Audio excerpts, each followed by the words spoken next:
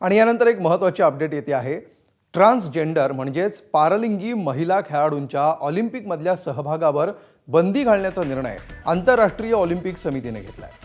अमेरिकेचे अध्यक्ष Donald Trump यांनी गेल्या वर्षी ट्रान्सजेंडर महिलांच्या स्पर्धा आणि शर्यतींमध्ये बंदी घालण्याचा आदेश आपल्या कार्याधिकारामध्ये दिला होता।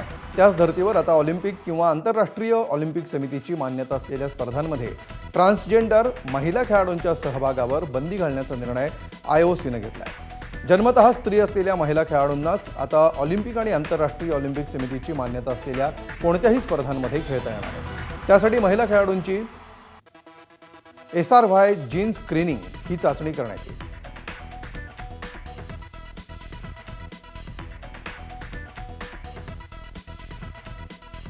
त्यामुळे क्रीडा क्षेत्रासाठी हा अत्यंत महत्त्वाचा निर्णय आहे।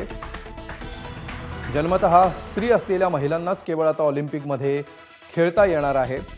ट्रान्सजेंडर महिला खेळाडू आत्तापर्यंत या स्पर्धेमध्ये सहभागी ज्यावेळी होत होत्या त्यावेळी त्यांच्या सहभागावर, त्यांच्या क्षमतेवर आणि त्यांच्या नैसर्गिक ताकदीबाबत प्रश्नचिन्ह उपस्थित केली जात होती।